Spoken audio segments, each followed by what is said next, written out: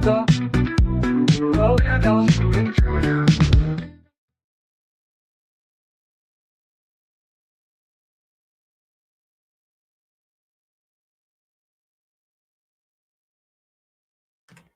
Welcome, everybody. This will be the fourth installment with David Ewing Jr. Welcome, everyone, and welcome Nachiketa for co-hosting, and welcome David to our new presentation. Thank you both very much for joining. Thank you, Raphael, for having me here. Welcome, David. Good to see you. Yeah, thank you both very much. Now, today is exciting. We're going to go through the lies about churches and church bells. Now, in the previous videos, if people looked at them, then they will see that, the cities in Europe, or if you want to say in India, or in the Middle East, or in Africa, or in China, or in Japan, they had walls around them. Many people call them star-fort cities, with churches in the middle. And if anybody's read all my books, they will know what was inside the churches. There was reservoirs in the churches, and Constantinople, or what was known as Rome itself. Istanbul, 400 or 500 years ago, was the biggest city in the world. And that city, we can even see photographs of it from 100 years ago. We see these buildings out in the fields with just fields surrounding them. And in the same way that we find many churches in the middle of the countryside in Europe or Asia, and there is no houses there. Like, nobody understands why this church is in the middle of nowhere. What they do have is inside these churches, they was like a reservoir inside, and many of them were known as Cistercian abbeys or whatever, to store water, and they're in areas for farming. They supplied water. Yes, so the churches had nothing to do with free energy or healing or whatever, and many of the church buildings weren't churches. If people read through all my books and have a look, for example, Cologne Cathedral, it basically wasn't there 150 years ago. Yeah, it was industrial buildings that were modified. They added the statues, added the windows, and there's a lot of superstition going on, saying, hey, can you see this technology, techno-tech, and all this other garbage, and things like this. People are taking advantage of it, making money on PayPal, brainwashing people. So unfortunately, a lot of lies are spreading, and there's a lot of proof against this to show that these buildings had nothing to do with all this free energy and whatever people are talking about. Yes. So when we looked at star-fort cities, it's very important to realize that they were small, and we can see that they were small from the plans. And many of the star-fort cities still exist. That you could see in a basic way, like for example, looking at picture number 50 that we showed last time, if you could bring that on the screen. Yes, today a big city has formed around this place. Yeah, this is a city in Europe. I can't remember which one, but basically it's like a star-fort city. I think it's Brussels, this one, picture number 50. Yes, and what we can see is that they were small and only for a few people, and they had peasants, pests, or beasts working in these places. Yes, have you found picture number 50? Yes, if people could see it. So the star-fort cities, that's 50, and then if we go to like number 51, here is we can see Strasbourg in picture number 51. And what we could see is in picture 51, Strasbourg was very small. Yes, all of these star-fort cities. Now, who was looking after these star-fort cities? The ruling elite families. Yes, and you can't call it a city. It's like each city was like a house. Let's say this is my house. Then I've got my women, I've got my family. Yes, and the extended family. We've got everybody. Yes, and can you all hear me very well? Is the audio okay now? Yes? Yes. Yes. Okay, so let's say my family is there. I've got the workers and other people. I'm going to bring protection for the city walls. So what we will do is go out there. The pests and the beasts are living in the countryside. Yes, we kidnapped some young children, 3, 4, 5, 6 years old. Yeah, call them Janissaries if you want. We castrate them so that they can't reproduce. It's called population control inside my walled area. And we don't teach them a language, just simple language, and we teach them how to fight. Now they are going to stay day and night on the city walls, and they can be an army if we need them to be. Like, for example, people in 500 years' time, they're going to say Europe and America had a war in Afghanistan. That's a lie. Raphael, did you have a war in Afghanistan? You are Mr. Europe. You live in Europe, Raphael. Did you have a war in Afghanistan? Yes or no? Well, Or was officially it it the was elite? mainly the, well, at first I would It have was the said people in power. would have said it was the Americans, but yes, of course, it's Not the even people. the Americans. Yes, It yes, was yes, the yes. people in power. Of course, you're correct. Yes, Yeah. yes, I would have So given the wrong answer. Nachiketa is an Yes. American. Okay, Nachiketa is an American. Hey, Nachiketa, Mr. American, did you go to war or was it the people in power? Did you see this war? Do you know anything about the war in Afghanistan, the reality there? Or was it the Nope. people in power? Yes, so in the same The people way, in power. yes, so in the same way, yes, all these Islamists and evangelists and Quranists and fundamentalists who are promoting the Bible and the Quran and telling us stories of the Crusades and battles and many other things mentioned in the Quran and the Bible, it had nothing to do with the people. Now, when we hear the stories of the fighting and the plots and things that, the children of Israel or the people in power are doing that is mentioned in the Bible or the Quran, yes, it's nothing to do with Nachiketa. He's an American. Raphael's European. I'm English. I've got nothing to do with it. It was the people in power. So all these people who are talking about the Crusades and all these things in the past, it had nothing to do with you. The majority of you people are the descendants of the people who they call the pests or the beasts, animals. That's why they invented the story of evolution. And so you're outside the city walls, and we could see pictures, like, for example, there's pictures, videos, hundreds of pictures, like even as far away as in Asia, like in Korea and in China, in Beijing, in the cold. It's around -10 now in Korea. We've got photographs of people who are half naked, who they've just given cotton clothes to. Yes, or the people, I don't know how they managed it in the cold. Like somebody was turning around saying his grandparents 100 years ago were going to school in the snow and the ice without shoes or anything. So these kind of things were common, and that's why the population in the north was lower. So they must have migrated north. And that's why we find habitations in more of the Stafford cities and more of these walled cities more in the south.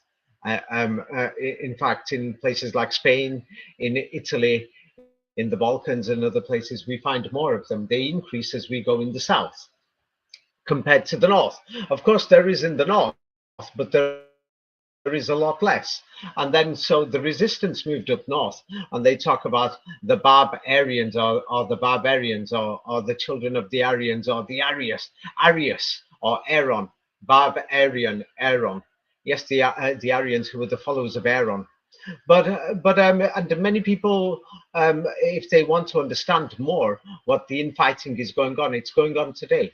And World War I, if anybody watches the full video of the science of the Kaaba, which is on Raphael's channel, I think it came out last month. If you watch the rest of it, the Germans, the Ottoman Germans, especially the German ruling elite, declared the caliphate. Now, what is the caliphate? People don't seem to understand what the caliphate is. The caliphate is the New World Order. It is the Mashiach or the Messiah, or however you want to pronounce it. The Messiah, the ruling Messiah. We'll have to go through this some other time, but what is the Messiah? Many people don't know. It's not, some people will say, it's the Jewish religion. It's not, because many of these people were orphans 100 years ago in a place called Poland. So that's why they're called Polish or Polishstein. Yes, or Palestine. These Ashkenazi Jews, many of them were orphans, and there was 300,000 of them in the Pale settlement or the Pole settlement or Polishstein. So that's why when they went to the Middle East, they were given Polishstein passports or Palestine passports. That's why the football team, you can find the video, when the Jewish football team from Israel played the Australians, it was known as the Palestinian football team. They were the Palestinians, the Polishstinians. And there is a faction within them that wants the Mashiach or the Messiah. It's the same group who wants the caliphate. It's the same group who wants the Messiah. So the thing is, very soon in the future, I'm going to bring out the evidence, like places like Pakistan, Afghanistan, Eastern Iran, Northwestern India, and the Hadith, and how the Quran spread in that part of the world. Never mind how it spread in Egypt or in the Middle East and other places. I'm going to go through it in more detail of how the children and grandchildren of rabbis went out there to spread the Quran, and they took Hadith there. And the Hadith that they took there was about the Islamic Messiah, who is going to fight against the Messiah of what they call the Jews, but not Israel. Yes, and because there is the Orthodox Israeli Jews who don't agree with the choice of the other Jews, or the truth is there is a fight at the top. Those city walls broke after the global revolution of this man called Muhammad, who was also one of the elite. Yes, and if people want to say the Quran came from God, what we can see is that the Quran came from Muhammad, and Muhammad is not God. He's known as a prophet. Now, it's your argument and your belief to say that, yes, I think this came from God. I think the Vedas are from God. Now, I am talking about history here. Yeah, now for several years, because I talk about global history, many people are trying to say, David's preaching Islam. They said that for a few years. I stayed quiet. Same like Professor Fomenko, because he showed that there was Arabic coins that says there is no God but Allah throughout Germanica and throughout the Anglo-Saxon lands and throughout the northern Slavic lands. They said, oh, he's trying to, bring Islam, or he's trying to unite the Muslims with the Russians and the Europeans. He's not. He's just showing what the history is there. Same like there was some woman who was barking like a mad cow disease. Yeah. When I turned around and said, when I quoted and said, hey, that they said that the white races came out of Africa. By the way, I didn't make it up. This is what their scientific research says. I'm just repeating it. So now if I said, hey, there was a war in Iraq, oh, what are they going to say? David made the war. David did this war. David paid the American government to go and invade. Some people are going a bit too far. Yes. Which is just ridiculous. So now it's very important to understand, yes, and the Star-Fought city walls, because when the Star-Fought cities were destroyed, yes, which only the elites lived in and their families interbred between the families of the children of Israel, the children of Ishmael, the children of Abraham, the children of Noah, and many of the children of Adam, they in the top elite worldwide, they intermarried, as we could see from the Bible. The Bible is history. It's from within these city walls, and in these city walls, it's like I've got my house. That's basically my city. Let's say Strasbourg is my city. I'm going to have a few people to write things for me, to write down the family history, this and that, send letters to other cities. We don't really have books. We're there, we've got nothing to do. We're organizing the farming. So we bring in people to do farming. And if some of these peasants, pests or beasts, interbred in the farms, yeah, we're going to kidnap and keep their children. So we've made a few laws for them, and that's written in the Old Testament. Yes, in different city walls, they had different laws. Nobody really followed them. Yeah, it seemed like, you're looking after your own children. Basically, you are your own master. Yes. So the thing is, a revolution was led by a man called Moses for the freedom of people, because when the Israelites, yes, they came, they were suffering, so they went to a few walled cities in the land of misery, or the land of Misr. Yes, many people would say in Semitic dialects. So after that happened, what happened is, because they went there like poor people, but there was interbreeding and other things, and then Moses basically led for their resistance. Yes, and the thing is, people are going to say Moses spoke to God, and one of the biggest complications for the Quran itself, yes, they turn around and say that Satan and his progeny are made from some type of fire, and it says Moses spoke to the fire. Excuse me. Yes, it's a question. It's a serious question. So then we've got Jesus Christ. Jesus Christ led the second resistance, and he led it further. Yes, he was like the successor to Moses. Yes, but they've exaggerated his story, and people are going to say, "Oh, I know what Jesus said. Look, it says this in the Bible. Oh, David's against Jesus Christ." He said, we cannot even find 1 hour of what Jesus Christ has said. Now, just my words in this interview that you're recording, you could write, there will be more words than we've got from the entire conversations in the entire history of the life of Jesus Christ. Now, the reason why I'm speaking like this, because how can somebody put their entire life and say, hey, I'm depending my entire life on, because I think this is what Jesus said? What? You don't even have 1 hour of his conversations. And they've given you some books from behind the wall cities. Oh, by the way, Jesus Christ had nothing to do with you. He was from royal blood.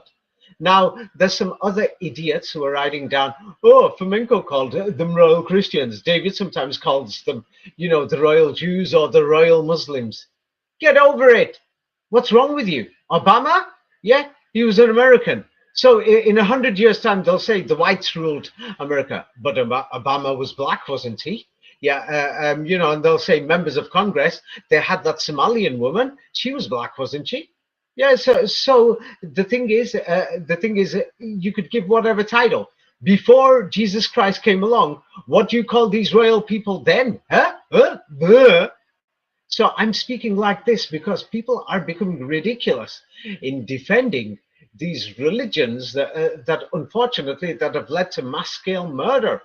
So, like, for example, it's become ridiculous. Some people are saying, oh, what do you call it? The Jews did this and that. They're trying to blame the entire Jewish people for what went on in Gaza. And then they're going to say, oh, David's doing a cover up. No, I'm not. Yeah, I've already said it's disgusting. Hamas, they work for the same people.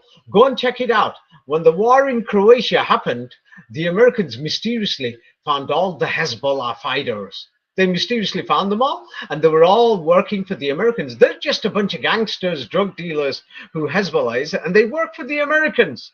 They went there into Krajina fighting the Serbians for the Croatians. I mean, what's that got to do with Hezbollah? Go and check it out. Then those same people went back to Lebanon, but they're firing against Israel. It's because these same people at the princes at the top, they're playing games. Yes, and the whole point of this, okay, the thing is, what the Americans are doing, look at this game. Yes, one, they're blowing up houses in Iraq. Yeah, the American army is still in Syria supplying weapons to blow up houses in Kurdistan. Then they're going to send these immigrants to Europe, Oxfam, and the Red Cross are ready. I've actually spoken to some Afghans, Iraqis, Syrians, and Palestinians, and do you know what they've told me? The Red Cross was already there when the war in Iraq and Syria started, and they had the buses and coaches ready saying, don't worry, we're taking you to Europe. ISIS is coming, they're going to, mess up your daughter. So people got scared and they just got on the buses, went to the tents and the camps. So then the Americans are sending these migrants and then they're saying, hey, look, yeah, my name is Mr. Vance. You're not listening to your people. Yes. Oh, the migrants, you're not listening. It's because what they're going to do is bring in the smart cities. Yes, and then you're all going to be slaves again, pests again. You're going to be beasts again, or slaves again. The thing is, so Moses, Jesus, and Muhammad, they were freedom fighters. Now, the parts where God came into it, that who knows? You know what I mean? None of us have got any evidence for this. We haven't. So people are going to turn around and say, hey, what's his name? Baha'i. The Baha'is are very big in America. Many Americans are in this religion. They like the Baha'i religion. And then there's the Kitab al-Aqdas. It's a law book. Iceland has its law book. Then there is some Quranists who are going to bark and say the Quran is a law book. So what? So what? There's other law books. There's hundreds of them. It doesn't mean anything. You see? So I'm not going to push a religion here. I've just had enough. I'm not going to have it. People want to know who we are, where we came from. Why were millions of people living outside the city walls? Why? Why didn't they have a language? Right now, if people study in India, there's many villages and people can't speak an actual language. In China, there's many villages. Slowly now, they're opening more schools. In Africa, people can't speak languages. They know up to about 100 words. Unfortunately, humans can't speak a language until we're taught a language. Yes. Unfortunately, this is the reality. So then they're going to say, oh, look at all these churches. So then, the Tartaria movement came along based on Professor Fomenko's work. And so many people try to look at alternative history. And some people, because they're trying to make a name for themselves, I'm not. That's why, I will bark like a dog. Yeah, you could say that when I'm talking about history, because I'm not preaching. I don't care if anybody doesn't follow me. Yeah, I'm going to tell the reality. We can see that in any civilization, if we form any city or a settlement, the first thing we need is the water supply. Is this correct or is this false? Certainly correct, yes. Yes. So that is the most important thing, the water supply. Because you can't, especially if you've got clothes on and you're the elites. Yes, because at that time, the majority of the world was naked. So now we've got to figure out, why was the world naked? How did this elite know how to build cities? How did they know how to build the water supply? How did they know? In my book, Jerusalem is in Europe, I show the advanced construction of many of these church buildings and other things. And in my book, Science of the Kaaba, it's very important, because we will not understand the Messiah or the Mashiach without this. And there's many people who are going to say it's a Jewish conspiracy. So what? So somebody's got to rule the world. Are you going to rule the world? Let's see. Is anyone going to stand up and say, I'm going to rule the world, I can do it? Also, yeah, you could call him the Mehdi. Now, the thing is, they're fighting at the top who it should be. And they're from the same family. And the thing is, they're fighting, and that's why they recruit members for their religions or for their movements and everything, because that gives them stronger leverage. That gives them the leverage that they've got more supporters to bring in their world order. Now, it's a good thing to have law and order. Yes, I like it that the police force is there to protect me. Of course, I don't like it when they abuse powers. So if some people said, hey, David's protecting the police. No, I don't like it when people throw bricks at the police. Yeah, but also I am aware that the state agents in many countries, like China, they openly admit it. In America, there's paid protesters, and in Europe, who pretend and throw bricks at the police. And they create these inside jobs. Yes, I've gone through many of these things in my book, The New World Order. But the main thing is we need law and order. And right now, the world is better than it ever was before. To be honest, in our side of the world, I would like to say a great thank you to the Prophet Moses, to Jesus Christ, and to the Prophet Muhammad. They've accomplished a lot, and we've got our freedoms. And so now the thing is, to maintain our freedoms, we've got to have a balance. Yes. Now, genuine investigation in history is what I'm doing. Now, I cannot decide for anybody. And I cannot say to you the Vedas are the word of God or not. I cannot decide for anybody and say, hey, it's wrong to have, yes, a global ruler. We already have a global ruler, the United Nations, and it's malfunctioning. It's a failure. Yes. So, because there are people in power who are playing games. We know this. If somebody reads my book, The New World Order, you will see that they're playing games, which is a fact. So now, the thing is, there is people in power. Now, they're going to say they're chosen. Now, for example, in the Quran, of course, there's going to be, people from Islamist and Quranist backgrounds who want to fight. Yeah, let them keep barking. It's not going to make a difference. Yes, in the simple oral Quran, when you translate it, it says God chose, or God selected, or God preferred the children of Israel more than anybody else. What's the difference between chose, selected, or preferred more than anybody in the world? Let's start fighting. Chosen doesn't mean selected. Selected doesn't mean chosen. Chosen doesn't mean preferred above everybody else. Can't you see? You're twisting the words, David. Oh, for fuck's sake. Am I twisting the words? What's the difference between God has chosen these above everybody else, or God has preferred the children of Israel more than everybody else, or God has selected the children of Israel above everybody else? What is the difference, guys? Show me the difference. Come on, Nachiketa. Come on, Raphael. Well, I'm not I going to do not know. You don't know? I think you should join the Quranists. Then you will know. You know that there's a big difference because they've invented the difference. So the Quran is saying the same story like the Bible, that there is a group of people who we call the elite, and they've been chosen, selected above everybody else. The Quran says a similar story like we find in Judaism and in Christianity. Now, that's what it says. Now, let's say that God sent these messages, then that means bow down and obey, Buster, and accept this elite family. Now, if it's not God, then the question is, if you're a genuine researcher, you have to think that before royal Christianity, the same family was there. So they're not Christians. You would call them royal ancient Egyptians if you want, or royal Nephites, or royal whoever. Yes, this family. Yes, who's been in power. Yes, so we have to question, where did they get power from? And why is it that religion is connected to them? That all these prophets came from these families, children of Israel, children of Noah, children of Adam, or whatever you want to say, or it's connected to that one group of elite people. You see? Yes? And so why I've said before that the Quran has more of a better version in history, it's because when you look at the walled cities, yes, in Europe, what you could see is that there were small cities, and different cities, they wrote down their history, their family ancestry. And then when the walled cities started to collapse after the Renaissance, or after this, Sultan Muhammad came with the Germans and the Russians and stormed Rome. Rome was Istanbul, the biggest city in the world. When he stormed it, and other places, so many of these documents, yes, family histories and everything were put together and compiled in a book. And that's called the Old Testament. And that was still being compiled in the 17th, 18th century and completed by the 19th. So that's what the Old Testament is, you see?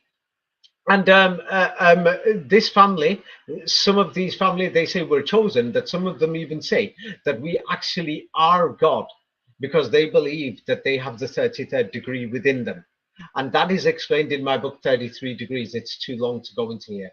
So now what happened is, as these walled cities grew bigger and as they started to collapse, because this Sultan Muhammad, yes, with his Germanic allies and his Slavic allies, what they did was they went on a rampage around the world, blowing up these city walls. So from there, the Masons started to form. The Jesuits were already there. They were basically the monks who got castrated, but then the monks and the Jesuits, they really had to reinvent themselves after this Sultan Muhammad. Yes, and they became their aim and objective, the Jesuits became, was that their aim and objective was to convert Muslims. Yes, Raphael, Nachiketa, you both had a look at this before. Was that their original aim and objective? Hello? Yes. Raphael, Nachiketa? Yes. Yes, what about you, Raphael? You've studied this. Yes, According to Jesuit journals and other things, is this what they even admit themselves? Their objective was to challenge and to convert Islam. Yes. Yes, totally. You showed the slide where it clearly says a mission Not to where the Muslim. I showed it. No, you're showing is the it what the slide from the Jesuits- Jesuits, from Loyola University or whatever it is. It is a mission to the Muslims. Their prime objective was to convert Muslims. Yes. Yes. So the Jesuits are an organization. So we know that they started off from monks, and then, of course, they've reinvented themselves, and a lot of money is involved. And then there is the Knights of Malta, who were involved in Malta, and the Jesuits were involved there. And from there, they were printing Qurans in the 19th century in Arabic, and they were sending them to Egypt to get packaged, and they sent them to Saudi Arabia for the early 20th century so that people could learn the Quran throughout the Middle East. People can check that more themselves. More information about this is in my book, Science of the Kaaba. Oh no, the Quranists are going to say the Quran came from God. Oh, and it's the word of Allah. Yes, and things like this. Yeah, no offense, but you're willing to believe that. Some people believe that that a rat is their god. No offense, but they believe it. It's their choice. Some people believe that God is inside, a monkey or an elephant. They believe it. That's their choice. You see. Now I'm talking about history, so I've been kind to them before, but now I'm saying it openly, sort of. Yes, leave your comments and bark, but nobody cares. Yes, nobody who's doing genuine research is going to accept that something is the word of God before they examine it. You see, yes, and yes, many people have been brought up into it, and if they believe it, once you believe it, that's your choice. And the thing is trying to force it on people, that's wrong. So now back onto the churches. So these churches are inside the star fort cities. And what we can see is that inside these star fort cities, they're not churches. They had water at the bottom of it, and the water came out in pipelines. And many of these rooms, because the church water storage centers are no longer needed, they've modified them. So in the 19th century, yes, many of these churches, yes, were a lot smaller, and many of them were disused factories. Like somebody could read this. At the chapel is a church. This is a church Yes. in England. Somebody could read this. Yes, at the chapel, the silk industry continued in Bruton well into the 19th century, but in the 1803, the building ceased its commercial use and, having been sold as a disused factory, was converted into a congressional Victorian chapel. The auditorium, plain in structure, That's which it is now. now at the There chapel. you go. Okay. So wait, All one. So one now, many people aren't visualizing. So imagine you've got a small village and there's a factory there. So now the factory, you will have the people who are working there. Of course, they don't have cars or motorbikes or any transportation. So the pests and the beasts who've been kidnapped, all these orphan children, are growing, and they're living exactly just within a few minutes of the factory. Yes, so they're living within a few minutes of the factory, and many of these churches were actually ex factories. Look at the next page and have a look at this factory itself. Look at this factory, and you tell me what is the difference between that and a Gothic church. Come on, let's hear the arguments. What is Yeah, the no difference difference. between that No difference. and the Gothic church? No difference from what I can tell. There is nothing. Yeah, and they've just put a few more decorations and the big, huge doors. Yeah, what now? Because it's a factory, you're taking machinery in and out. That's why the doors were huge and massive. Nothing to do with free energy, free whatever. And the church bells were there at the top. It's like, wake up, you got to come to work. Go to sleep, it's dinner time. Yes, that's what the bells were for. Yes, but no. Many of the and at the bottom underground, you've got these cisterns. Now they've redecorated them, and they're going to say, "Oh, the monks used to be here praying to God at night, standing for hours, oh, chanting to God," and they've made you believe in these fairy tales, and people believe it. Yes, and now in the Truther community, people actually believe half these garbage stories. Yes, that the church bells sent off frequencies and whatever. Yeah, they sent off frequency. Get up, MF pest, you beast. Get up, get to work. Yeah, you know what I mean. Yeah, go to the next page. Let's have a look at some of these factories. Yeah, And you can have a look. Yeah, there's no difference between these and many of these other churches with their church chimneys and their chapels and whatever. Yeah, can you see it? Yes, and the color of the buildings, and they were just factories. Yeah, but nobody wants to consider these things. Now go on to the next page. Yes. So people talk about, on the next page, and many people are not aware. We've been using gas for a long time. Yes, even in the 19th century, there were gas lights, gas that was pipelines and everything that were lighting the streets in Constantinople or Istanbul or in Paris. People can check many of these things, and it was pretty advanced. So somebody could read out what this building is. This is another building. This is figure 12, view of gas buildings with the characteristic chimney after maintenance with the main entrance to the present church. Now, the thing is, this is a small building. If it was bigger, now look at the sides. Can you see the sides are similar to if the building is bigger? The side walls, and then you just put windows there. What they've done is modified many industrial buildings, but that church didn't have many people. So, it was a Protestant church, I think it was. It didn't get very far. So, therefore, they didn't need to upgrade it. Others, they upgraded them, decorated them, statues, made the windows with the round circular windows, many other things, etc. And the thing is, go on to the next page and let's go through a bit of this, examine this, Protestant or Anglican church, because they were still doing it in recent times until they stopped after the early 20th century. But that you could see that the system continued. And then when you go into the past in the 17th and 16th century, that's when you begin to understand, oh my God, a lot of these were actually industrial buildings, not just water distribution buildings like this was a gas building.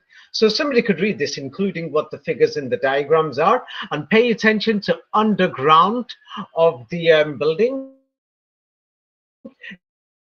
That's why in many of the Yes. churches underground that we found what they call, underground chambers and everything.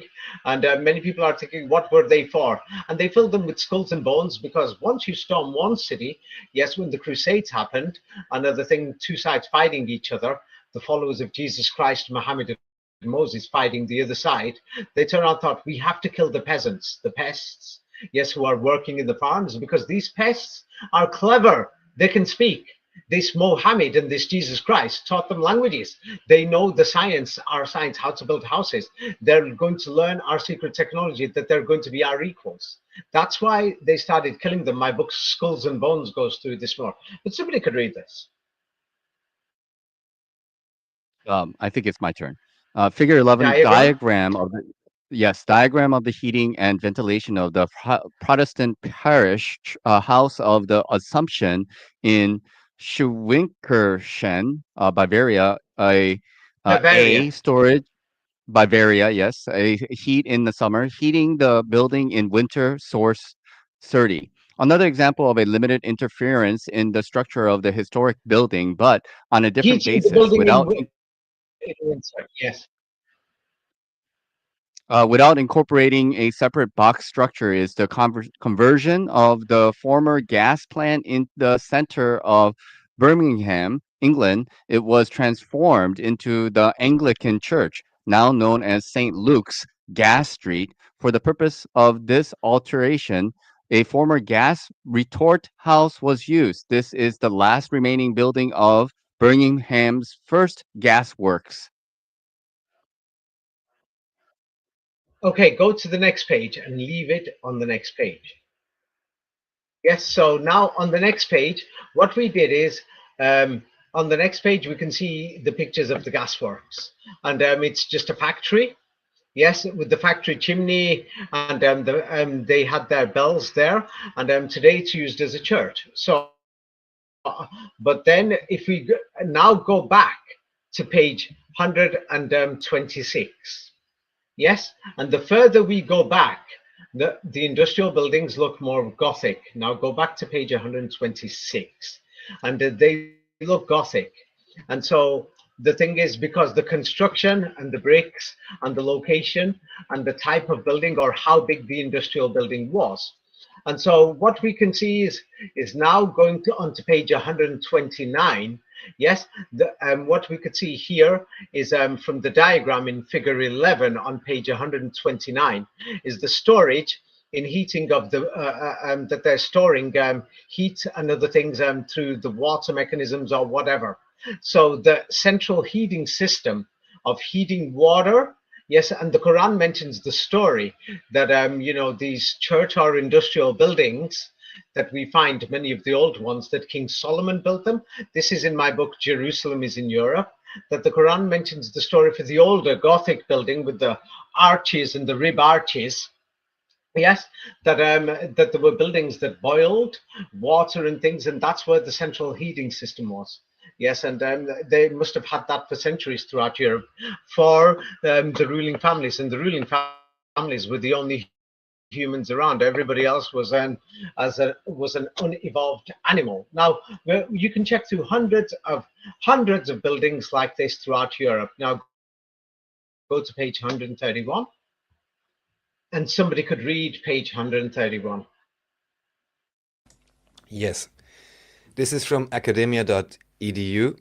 The architecture of the town wall gates and towers in Bystrica, 1843, at the same time as the demolition of the Klocka Gate, the Ryjerska Knights Gate was converted to an evangelical church bell tower. Now let's go to the next page. So here we have, yes, we have this Knight's Tower. It's the big picture, the research gate, the big picture on the right-hand side. Yes, if people can see it, if you can enlarge that so that people know which one, and then there's the other towers. But yes, that's the one. Yes, that is the tower. We've got many of these church towers everywhere. Yes or no, throughout Europe? And the bells are ringing. Yes or no? Totally. Yeah. Do we all have around. them throughout Europe and America? Yes, certainly yes. And what we've got is, evangelists, yes, going crazy. Yes, going crazy, saying, oh, this is our European history. This is, no, your ancestors were peasants. They were animals. They were outside the city walls. Many of these towers and other things, church towers, knights towers and other things, they had nothing to do with that. They've just put that, chimney, not chimney, the pole on the top or the roof on the top today with the weather vane. And then there's going to be some superstitious idiot even in the research community. Oh, look at this, these crosses and all them. They had to do with free energy and whatever. The tower was part of some wall or something. And if it wasn't part of a wall or whatever, yes, it could have been part of a factory. Many factory towers have been converted, and they just put bells inside them, and they look like church towers. Yes or no? Doesn't it look very Christian to you? For sure, for a modern historian, certainly.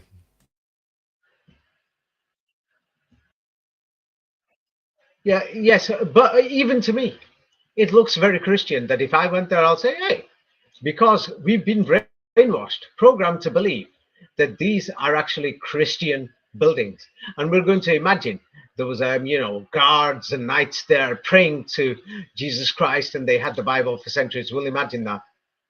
But the truth is, there was nothing. There was no church bells. There was nothing. There was none of these free energy towers or nothing. That was added on in the 20th century and late 19th century. You see? Now let's go through more of these things. Next page, and somebody could read it. Yes, I can read it. View of the parish church complex in Schwinkerchen. View of the parish church complex in Schwinkerchen. The barn converted into a parish house on the left. Boguslaw Walzetska. Okay, you basically got it. Yes, you'll find hundreds of these things. Now go on to the next page. So when we go on to the next page, it's got a clearer picture. Yes, people have invented it. The history. Here they are today. And they're going to tell you, oh, we've been celebrating and doing these things for centuries in Schwindkirchen. It's just a barn house where their ancestors were peasants doing the farming for the elite families. So now the descendants of the peasants have kept this up. You see? Yes, because it was converted to a church when it was no longer needed.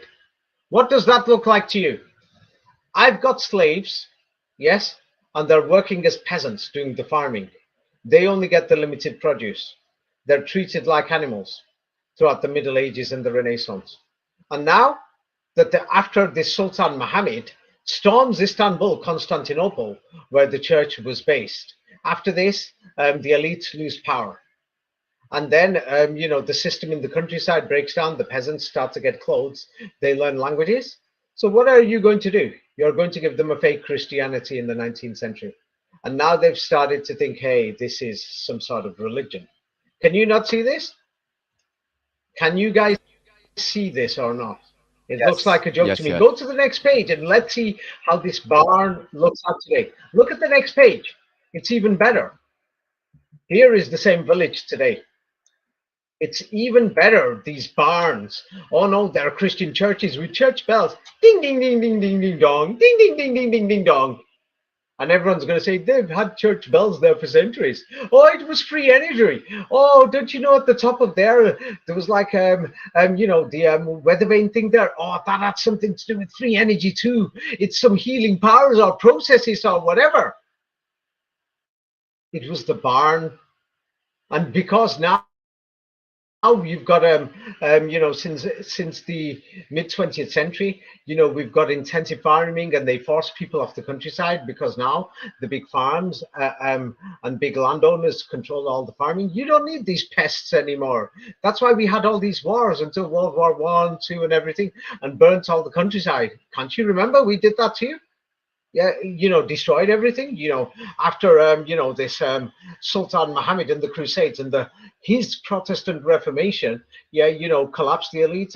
We got you back, and now we've got you under control in the cities. Yes, and we're sending all the immigrants over, and at the same time we're going to pretend and say, oh, my name is Vance. I'm the Americans. Oh, we are a genuine government, Donald Trump and the boys. We really care. Hey, you Europeans aren't listening to your people. There's too many immigrants. We're going to spend half a trillion more on AI, so that then you could bring in more cameras, more security, microchips and everything, so that then the migrants will stop coming. But we're sending them, blowing up their houses in the Middle East. Or we're going to steal their country called Gaza, and already there's 150,000 on their way to Europe and America. Or we're sending the migrants. You see, yes.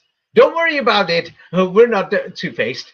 Now here, so there's other people who are going to talk about Constantinople. Now my book, Jerusalem's in Europe, shows how many of these mega water reservoirs are underneath Constantinople, because people are looking for an advanced civilization in the past. And on the next page, what we could see is a basilica from, the Roman Empire. And this is in Constantinople, in Istanbul. So now what they have done is, they've made you believe, yes, these free energy people, because they're looking for an advanced civilization. Instead, they're going to say, look, these crosses at the top of the thing, they had something to do with ether energy, free energy. The ether has got something to do with the Torah. That is why they say the Mahdi or the Mashiach or Mashiach, however you want to pronounce, he's going to reveal the true Torah or its true meanings. And that's why the Quran itself also says that the elite, or the children of Israel, who are the real Israel, I don't mean people who are brought up in Judaism, that the Messiah is going to bring out the true Torah, and it's got something to do with the ether. Yes, but anyway, somebody could read this. This great ancient church, one of the oldest churches in the world. Yes. This is the entrance to the Basilica of Maria degli Angeli e dei Martiri, created on the site of the former Diocletian bathing complex and adopted for the sacred function following the design. Well, basically, you've got it. When you say when you have a bathing complex, you've got to have the water storage facility, the building. Yes. So these are supposed to be like older than the Gothic churches, or some of them were built around the same time.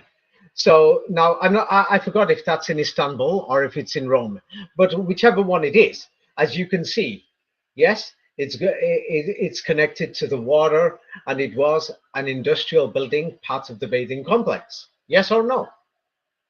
But today, go on to the next page. It's a great church. They've redecorated a water storage building, part of a water bathing complex. Have a look at the next page. Yeah, they modified it, starting during the Renaissance. Oh, by the way, some people are going to say, "Oh, the Renaissance, the pests and the peasants, they never saw it."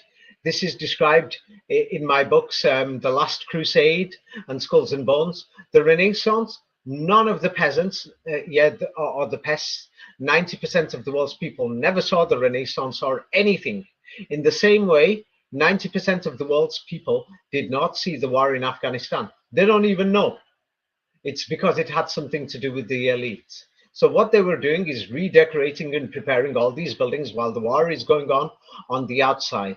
Yes, as the Jesuits and the Freemasons, yes, the Freemasons had to develop, and they had to invent new languages, because this movement of Muhammad went around like fire, and he overturned the old world order. And he used, or what was said about him, yes, was that he used, poetic language to actually teach people a language. That's why the Quran is in rhythmic verse, even though it's not exactly poetry, but it's poetic. And when you're translating poetic things, yes, it's very simple. But no, many of these Muslims, Quranists especially, are going to say this secret amazing meanings to just simple sentences that the world understands. And these priests, yes, they want you to follow them and things like that. And they've got their own meanings, but the meanings are simple. Even Gleb Nosovsky and Fomenko have clearly stated it's a clear book. It's a simple book. I've even said the same. It's a clear, simple book. But no, they're trying to make it difficult, to make it sound special so that you convert. Yes. But as you can see, industrial complex building from a bathing house, and it's done there. Like even today, it's still being done today. On the next page, somebody could read this. They're even doing it today, converting buildings, industrial buildings into churches today. Yeah, let's have a look at the next page. Yes, the Presbyterian Church, Queens, New York, established in 1999 as a result of the adaptation of the Knickerbocker industrial laundry. Ah, well, yes, but God knows what people are going It to was a say big in hundreds of years' laundromat, and now time. it's And a the truth church, is, David. industrial. Yeah, It looks yes, like and Korean, so written on the side of it. It says New York it's something Marto it's Kyohei, beautiful. something church.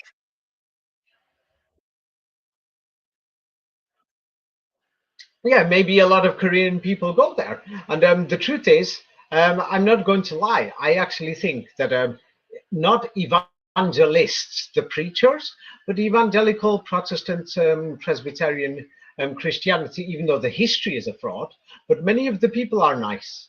And the thing is, they've tried to form a society around it to help people who are on drugs, alcoholics, and other things. And it's nice. Religion is nice, but it doesn't mean it came from God. In the same way, it doesn't mean that these church bells were made by God, or they came from God, or it had anything to do with free energy or anything.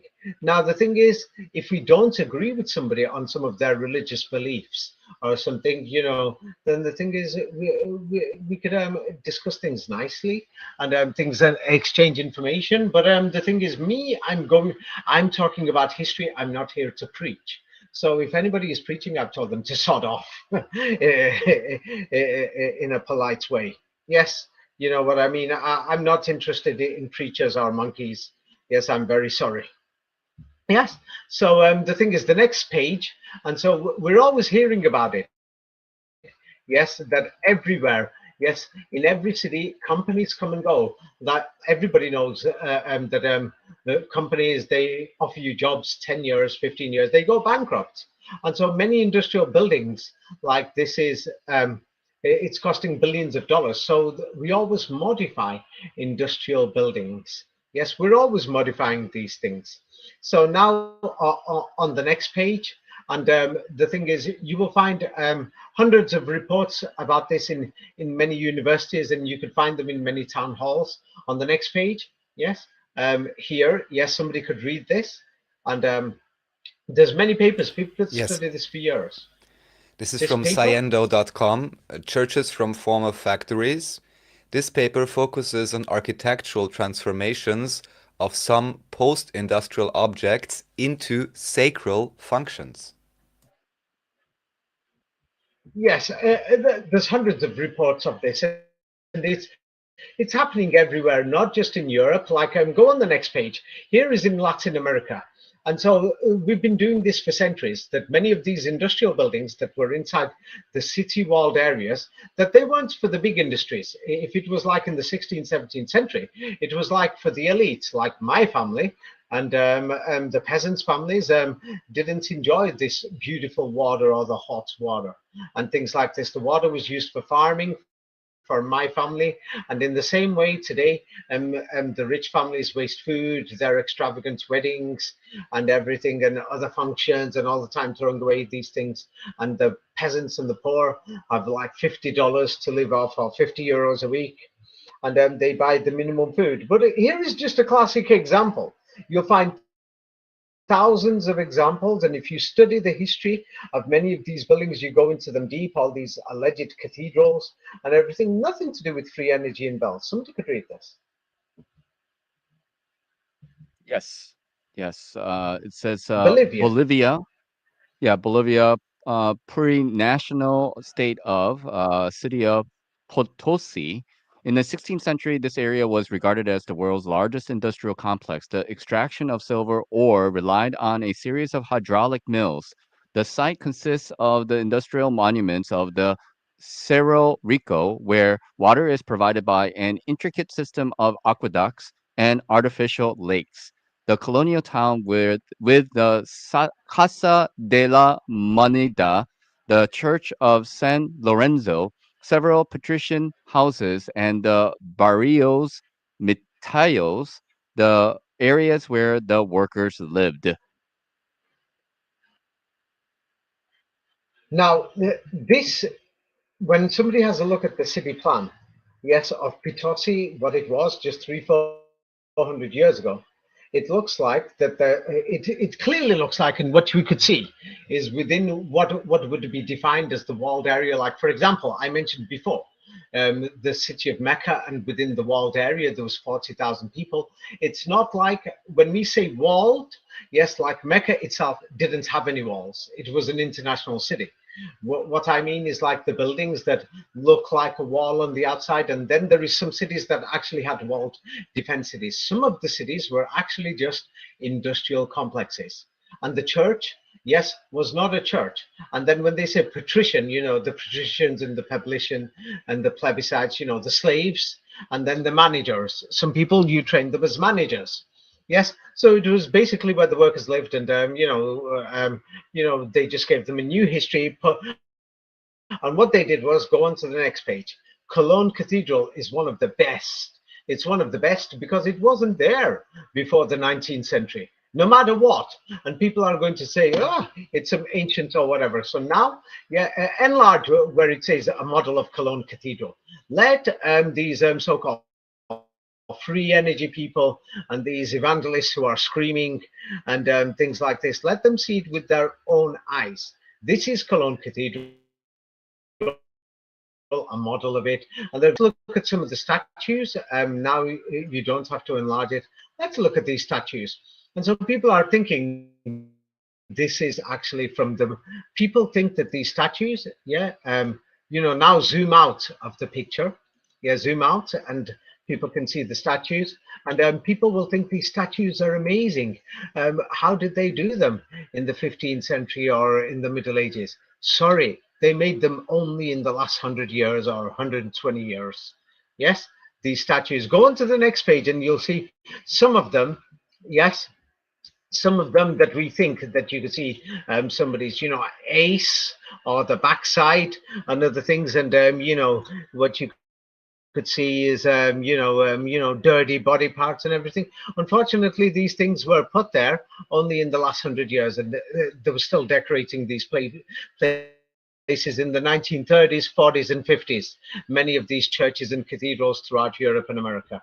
It's because, go on to the next page, and this is the best part, for the free energy, and the church bells to do with free energy, healing, and whatever. There's no church bells. The buildings aren't old. They're building this place. Here is pictures from 1855. And because the 19th century, if anybody reads my book, Napoleon didn't exist. Yeah, the 19th century, they duplicated the history and they've added on and made the century look later. So that would make this photograph and the timeline for that place there, which is in the heart of the industrial complex of that city. Yes, it's in the middle of the industrial estate. All the other buildings were like the industrial buildings and the administrative buildings. It would mean that that photograph is probably 1880s. Yes, even though it's officially 1855. Yeah. So this free energy and everything wasn't there, and all these people who are saying church bells, free energy, blah blah blah, liar, liar, liar, liar, liar, liar. And the towers had everything, and the windows and everything, liar. Oh, the windows had all this free energy, and they had all these, liar. Stop lying. You will find this about you will find hundreds of pictures, many, that's just one. You'll find hundreds of all these cathedrals and churches throughout Europe. In the 1920s, the modifications that happened in the 1930s, I'm not talking 1,000 years ago. Now go on to the next pages. So now people are going to imagine Gothic cathedrals and everything. So now the first floor was already there. It was part of an industrial building. So they built the second floor. They built the towers, the free energy towers. All these people are saying, liar, free energy, prove it, you're just a liar.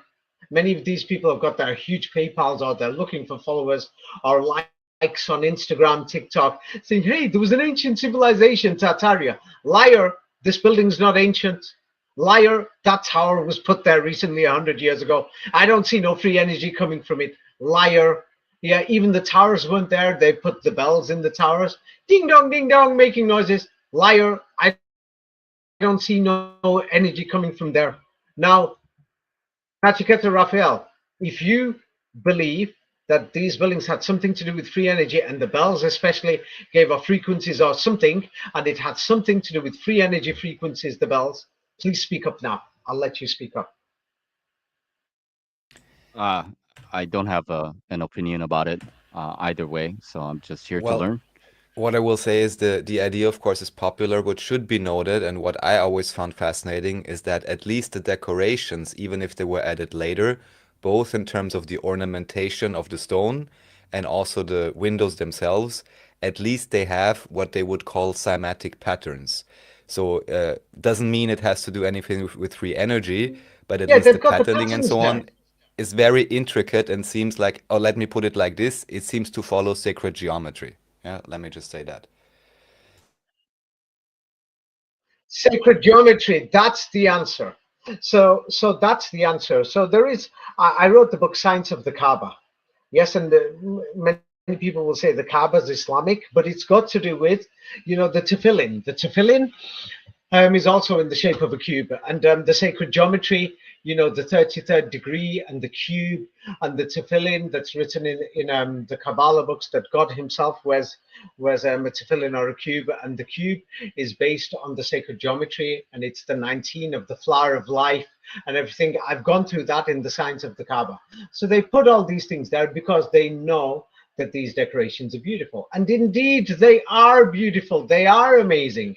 And they're intricate. The details are so amazing, it's unbelievable. But guess what, guys? These towers weren't there. You can study them for hundreds of churches. Today is the first video, so I can't go through hundreds. People could do it in their own time. They weren't there. They weren't there. They didn't exist. Many of the towers were added on. Yeah, so unfortunately, these bells, frequencies, whatever healing, these people just talked out of their ass, backside. Yeah, and what they've done is they've misled and fooled many people. And the reason why I didn't do videos on it before or anything, I didn't have the time. And unfortunately, I don't. And there's more information in my books about the sacred geometry. And they're lying and they're exaggerating about the frequencies in the sacred geometry because they know you don't know it. Now, there's two groups of people who do study it, like many Orthodox do study it, but even the rabbis don't tell them the secrets and they say they have to learn it for themselves. That's why you'll see many students in yeshivas studying it for years. Yes, and of course, since I'm mentioning them, because there's some people who are there saying, "Oh, the Jews did this. David's a paid Jew." Yeah, there's people who are yeshiva students who supports the Palestinians and Gazans. You could go into, yes, you could go into Orthodox areas. They've got the Palestinian flag flying there, and they support the Mashiach or the Messiah. Yes, but they support a different faction. And that's a longer story. And there's a Messiah for every generation. In other words, it's the caliphates. Yes, and the caliphate, it's the same thing. Yes, from the ruling families. And if anybody thinks they could rule the world, challenge the ruling families. But right now, me personally, I don't think anybody can challenge these ruling families because the majority of the descendants of the peasants or the pests who lived outside the city walls, unfortunately, they don't even know the history. And even in the Truther community, yes, they believed when these Tataria videos went round about the free energy and the towers, they believed all this garbage. Yeah, they believed it, but these churches, many of them weren't there. They were like one-story industrial buildings. Oh, my book, Jerusalem is in Europe. That even shows it. Like when we look at Cologne Cathedral, the first floor is exactly the same as, another similar industrial type of building that's on Temple Mount in Jerusalem. Yeah, in Israel or in Al-Aqsa Mosque complex in Al-Quds in Palestine. I'm using both names because I'm not on anybody's side. Yeah, use whichever name you want. And what you will find is that there is a one-story building there, and I don't have time to see it, but Raphael, you read that book, and you can see in this picture right now, the first floor of that building is exactly the same like what is there at that mosque known as Al-Aqsa Mosque. Do you remember that? Do you recall that? Just the first Yes. floor. Yes. Hmm. And I pointed this out in my book, Jerusalem is in Europe. And that some of the original decorations that have not had the modifications on and the extras added on is in that building, which is in Jerusalem. Yes. Or in Al Quds. Yeah. And Quds in Hebrew is Kadosh. Yes. Which means holy. Yes, and things like this. But anyway, what you will find is that some of the original decorations are there without the modifications. So we find many of these Gothic structures in the Middle East without these decorations. So therefore, we know it's got nothing to do with this so-called superstitious, frequencies and energy waves on whatever. Well, go on to the next page, and somebody could read it.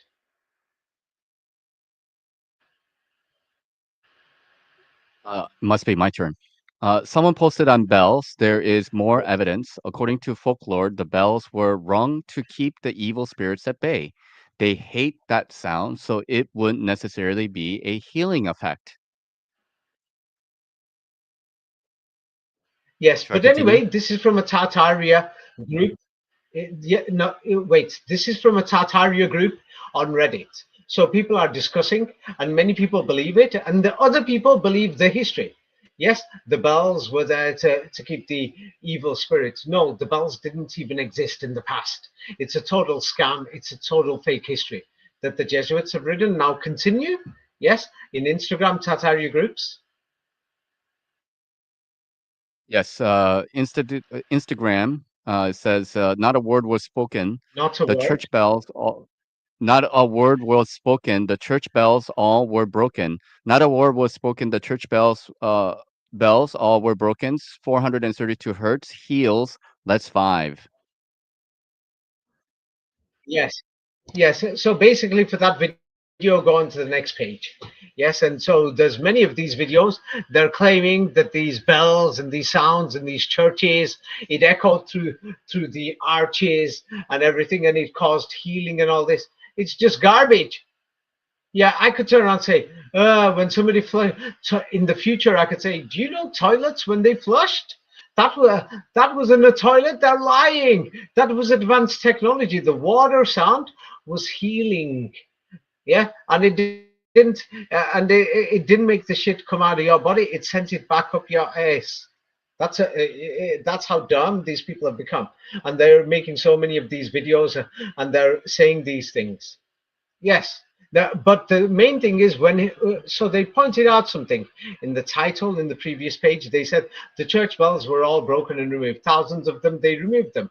It's because when they moved the factories to the Americas and to other places, and when machinery was stolen with the Germans and the French fighting, the Serbians and the Croatians, the communists,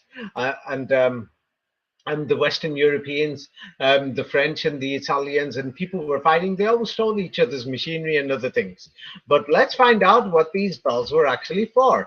Yes, and we'll go through it because it's better not to have superstition. So now here is the next page, and so somebody could read this and first enlarge the picture, the next page, and read also what they've written.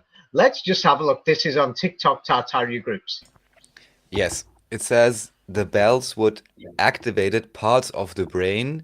They was all melted down for bullets in the Great Reset World War II. What did you say? The church bells would activate part of your brains for free energy. Or it would activate your brain to show up for work early in the morning, depending, yeah? Yeah. Now go on to the next page. Here is another one. You could read the first line only, just the top line. What did the bells do? Replying to at Luke, church bells resonate with purity and grace. Tartaria, hashtag Tartarian technology, Yeah, come off it. structured water. So they were resonating sound and all these things. They purified you. It's just becoming a joke. They activate your brain. Boom. Yeah, humans have got some amazing psychic or brain power that connects with the ether and the atmosphere, and that's what the church bells were doing. Don't you know? You believe it, don't you, Raphael Nachiketa? Don't you guys believe it? Well, let me put it like this. So, certainly, all frequencies do have an effect. The human capacity is very great. However, this does not mean that the bells were made for that purpose. But these people are trying to say that they activated your brain so that you could be more intelligent, and so that it gave you healing and free energy. This is what they're connecting it to. Well, let's have a look at what sort of freedom it gave you. Yes. Next page. Somebody could read what do you call it? Yes, it could read this. Yes. And they're sharing all these things on Facebook, on TikTok, on Instagram in Tartaria. Yes, so the narrative that these people who are making videos, making posts, and they're getting people to give them hundreds in PayPals and everything, and they're trying to become popular. This is what they're all saying. Let's read this. So this is about exploring the mystery of Tartaria, unveiling the Tartarian bells. The narrative explores the idea that these bells were not merely for ringing, but were part of an ancient technology used by the mysterious forefathers, I guess. Oh, No, here it's it on the says, bottom. yes, The next were not paragraph. merely for ringing, but So were they're part of saying an ancient technology so-called- used by the mysterious Yes. Tartarian Empire. Yes. Ah, So now these church bells, they were not just for ringing, but they were the ancient technology. And so what they did was they removed this technology from everyone. Let's go onto the next page. So now, if anybody is from the business community and their family has been in business for a long time, then the thing is, many of these businesses that made the bells for the factories, like ding dong, wake up, come to work, and other things, and not just for that, but many of these factories, the machinery made a lot of noise, and you didn't have a doorbell or anything. So the thing is, the bells were like that you pulled the string and the bells made a big noise, that you opened the huge doors of these buildings, which today are cathedrals or churches. So you did that, and the horse and carts and the wagon brought in the goods. You see? So, and many of these bell makers were still working and making bells in many countries in the world, like in India, in China, all over the world. They were manufacturing these bells. Yes, okay, in Europe they removed them, but in many third world countries they were still using them in the 1930s, 40s, and 50s and 60s. So here is from a factory in Europe in the 1880s. Many of these factories were there in the 20th century. If they weren't there, then somebody could say, oh, they falsified the history. They were there in the 1920s, 30s, 1940s, 1950s, 1960s in China, and 1970s in China and India, because you didn't have anything to wake the people up to come to the factories. You see? You didn't have anything. And still many people are using bells in many of these places. So here we have, go on to the next page. Yes, and we have these strange towers in the middle of town centers that are surrounded by huge buildings that nobody can understand, that they're thinking, oh, these are classical techno-tech, whatever, and they've put some decorations on the top today, and people are thinking, oh, don't you know that's to do with free energy? It activates your brain. It's sending you brain waves. It's Tartarian technology and all this stuff. You know what I mean? So this is one of the belfries where they put these bells. Yes, and so the bells on the previous page, those bells were made for Kortrijk Carillon. Yeah, if you go back to the next page, last page, it says Severin van Aerschot. Yes, 1880, and those bells were only made in the 1880s. Yes, that there was the tower there, and so that tower, you could see the delivery coming from a distance. You opened the walls, people moved out of the way, the workers came to unload the goods or the raw materials. So you rung the bells. The number of times that you rung it for, you knew who was for what. Do you see now? Or you can't see? So now, let's go on to the next page. So now, the same company was making bells, and so when they removed some of the bells, some of these old bells are there. So they have the dates on, yes, and many of the and when they changed the calendar. So that's how we know many of the bells were made recently. The next page, they have the dates on with the updated calendar, 1856. From St. Joseph's Church in Brussels. So that means St. Joseph's Church didn't even have a bell realistically until the 1880s. And then when we look at St. Joseph's Church on the next page, yes, yeah, on the next page in Brussels, that you could see that it's not really a church. It was something else, and they redecorated the place. Yes, because the building had no function, because the people started to move outside the center of the city, or they were just working there. You redecorate buildings. Now we're going to go through many of these bells. We're actually going to go through the history. Be patient. Many of you crazy evangelists who are going to try to protect, or many of these people who are racist, who want to say that their ancestors weren't peasants or beasts, who want to say that our ancestors were great Christians and everything for centuries. They weren't. Now the next page here, yes, this is from a basilica, and it's made by André Louis Jean van Aerschot, 1849, the great bell of the Saint Martin Basilica in Halle. Yes, so we know from it that it's from around 1849. So that dating is 1849. They've already added on years, yes, in the official timeline. So when was this 1849? It was somewhere in the 19th century. Somewhere in the 19th century, St. Martin's Basilica, whatever the original building was. Have a look at the next page. It looks amazing. Yes. And so St. Martin's Basilica, yes, it looks amazing. It was only around then that they put the bell there and they redecorated the cathedral. The history is actually there, that they redecorated it and everything. And so let's actually go through the entire concept of these bells in this cathedral. Now, somebody could read it on the next page. Yes. Carillion. Carillon. The carillon is a musical instrument of bells, typically housed in a purpose-built bell tower or belfry. A carillon consists of at least 23 harmonically tuned bells. The cup-shaped bells are hung fixed in a frame, what a campanologist would call dead rather than swinging.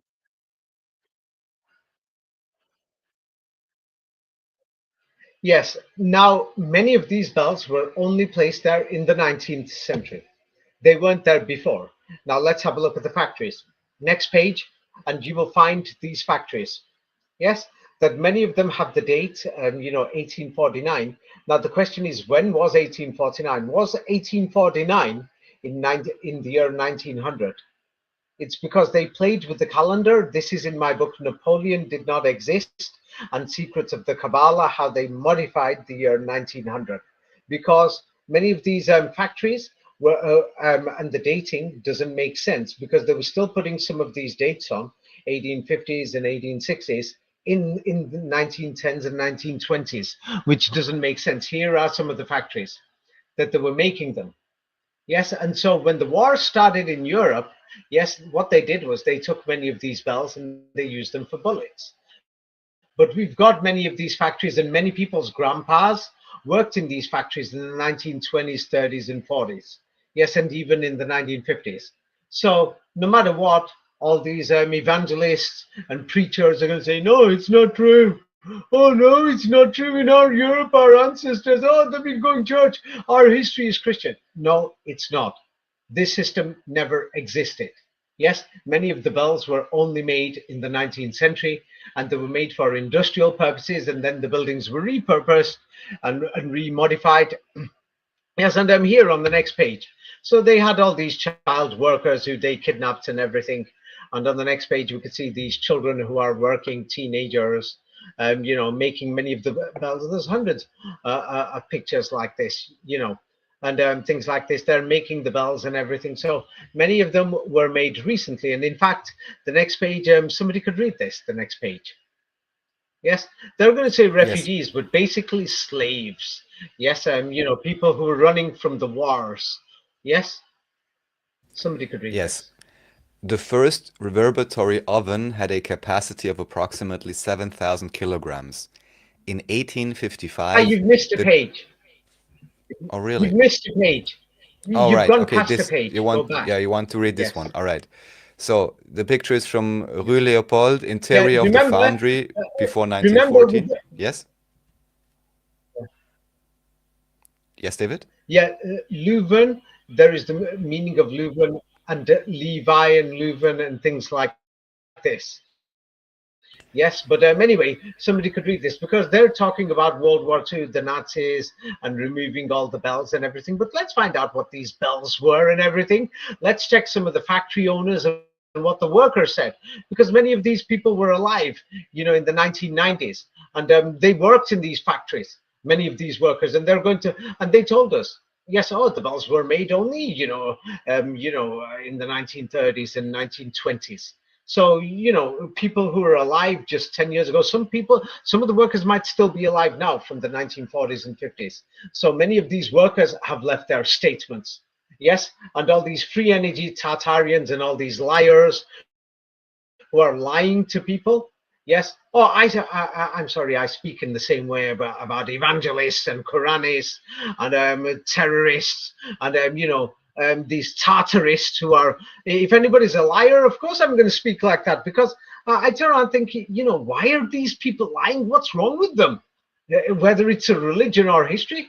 Yeah, I think that these people are just, attention seekers and things like that, and they're looking for popularity or PayPal's or whatever.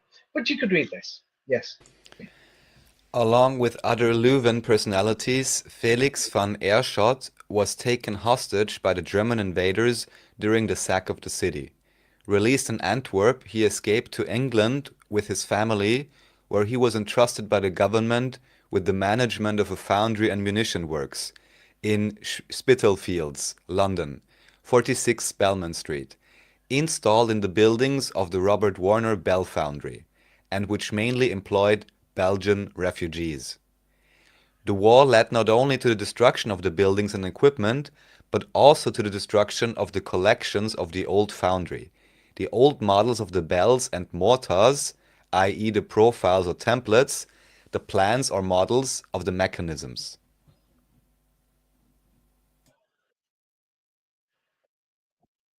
Yes. So now we've got people who ran away during the wars, World War One and Two, and everything, from many of these places that had bells and many of the factories and other things, and we've got their stories, and they're not lying. They worked in factories, and many of them came from orphan children families and everything, who who were orphans anyway, or kidnapped children in Belgium and things like this. God knows where they brought them from, Eastern Europe or the Balkans, and they resettled in England. Yes. Oh, well, in England today, many people, they've got English surnames like Smith and Jones, but they came from somewhere in Eastern Europe. Yes, and the thing is, we've got this history there. It's not an invented history. These bells were made recently, and let's find out what they were made for. And let's go through some of the history, and of course, so you could read the next page. Yes. The first reverberatory oven had a capacity of approximately 7,000 kg. In 1855, the general inspector noted the existence of a second similar oven weighing 3,000 kg.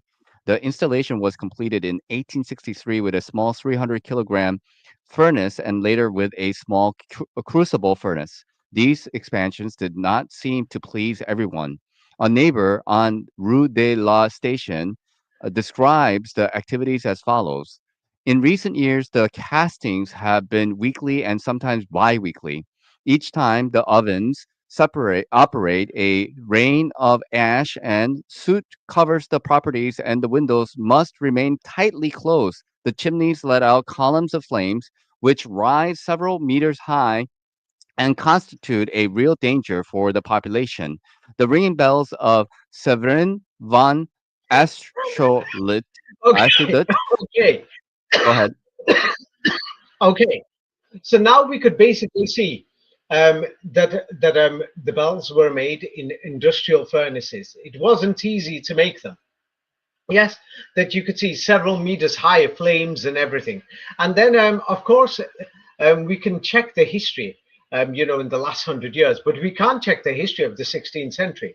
So now what they tell us is that in the last paragraph, if people study it, what they tell us is in the last paragraph, the bourgeoisie of the 19th century abandoned the art of the carillon, so brilliant in our country since the 16th century until the French Revolution, in favor of concert halls. The Van Aerschot brothers were the only founders still capable of providing set of harmonic bells. They turned their bells and their particular low tones and their large romantic chimes as our famous founders did in the previous century, etc. So basically they're saying, hey, we used to have bells before, but we mysteriously gave them up, and they disappeared for 200 years. You see, and then only a few people knew this art by the time it got to the 19th century. As you can see, it's some strange bogus history. It seemed like saying the Ark of the Covenant disappeared 2,000 years ago and nobody's found it since. For 2,000 years they forgot ancient Israel. Seemed like ancient Greece disappeared for 1,000 years, and then they found ancient Greece during the Renaissance, which nobody saw. Nobody saw the Renaissance. Yes, and ancient Rome disappeared for 1,000 years until they rediscovered it, called Renaissance. Renaissance, date de naissance. When are you born? Yes, something new. So you see, in the same history, we can see that there's something suspicious.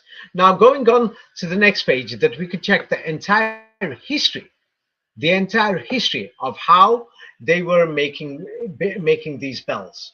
Yes, that suddenly that they're going to say that there were churches, but in the 19th century, many of these churches were just industrial buildings. And so Severin van Eerschot's, he has statue of God the Father dominating the high altar of the church Saint Quentin de Louvain. Yes, and the sculpture was destroyed during the restoration of the church. Many of the churches were allegedly, they call it restoration. They weren't restored. They were industrial buildings that were modified because the city walls were broken by the Sultan Muhammad, and he basically won the Crusades. Islam from Germany and Russia won the Crusades. No matter what, people are going to dispute it. They did. And they gave the peasants these languages and gave them the dress code. So they're dressed like these Muslims throughout Northern Europe, especially. So now many of these churches, which were water storage centers, yeah, they repurposed them and they made them into churches, gave some stupid history, whereas people remember that many of them were buildings where the peasants or the pests used to work. So when we look at this history, they'll say in 1850, André Louis Jean, and they go through it. And so basically, he cast his first bells there in 1851s, joined forces with a friend, Felix van Espen, etc., in the 1860s. The first reverberatory only had a capacity of 7,000 in 1855, etc. So you can find the making bells. Go on to the next page. And we can find the entire process of how they made bells in many factories and the major factories. And we can go through the entire history. It was an industry and people were working in these companies in the 1920s, 30s, 40s, 50s, and 60s in different parts of the world. So they made these bells and they put them there. So now the next page. Yes, and so we see as these bells became more popular, André Louis Jean van Eerschot's. So I'll read this to say it faster. Until 1839, yes, this André Louis Jean van Eerschot's. Yes, his bells were indistinguishable from those of his grandfather. And remember, before then, they mysteriously forgot or didn't bother to make many bells, and were often decorated with friezes of angels, garlands, or foliages. It depends where they were going. From 1840, yes, his bells presented beautiful neo-Gothic decorations, and around 1859-60, he added a provision of Baroque decorations. Now, the Baroque was supposed to be several centuries earlier, but they only made these bells in the 19th century, and they gave them Baroque decorations. So that's why when people look at these bells, they're going to say, oh, they must be from 500 years ago. Do you see now? Can you see it, Raphael and Andreas, that people think these bells are older, but they're not? Makes sense, yeah.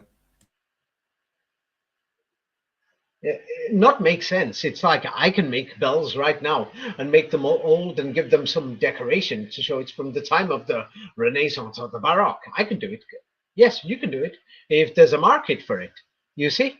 So there was a business. This was one of the prominent families in Europe making this, and their business premises. Here's one of the factories. Yes, what they call foundries of this guy Andre Louis Jean Van. On the next page, yes, on this page, yeah, you're already there.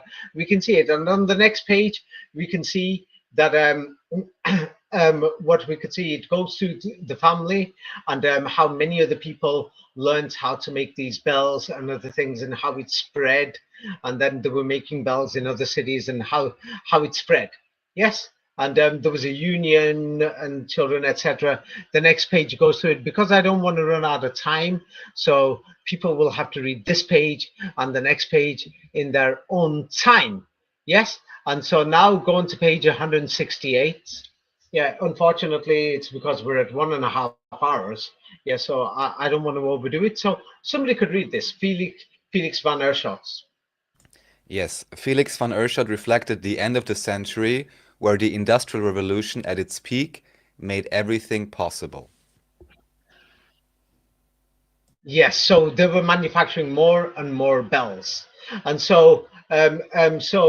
what they're saying is they've added 100 years on. Go on to the next page, and somebody could read this. Yes. The history of ringing. At peak, there are nearly 60 Bell founders operating in UK around 1700. After that, the number declines, probably driven by improving transport. Yes, so what they're trying to show is that that's in 1700, but we can see that in France, mysteriously, this industry wasn't there in 1700, or in Germany, or in Holland. So in different countries, they try to give different dates, but we know that the process of making these bells is difficult and expensive, and there must be an industrial base for it. Same like we know that they weren't making Samsung mobile phones in 1950 because we didn't have the industrial base. We didn't have it ready. The industry wasn't ready.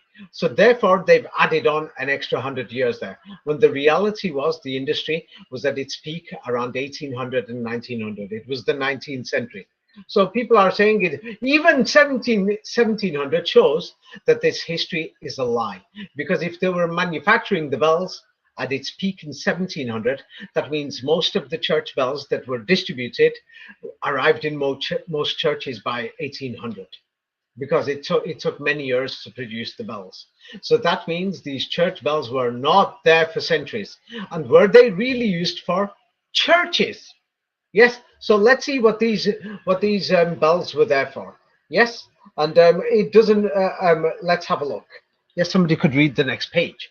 What were the majority of the bells used for?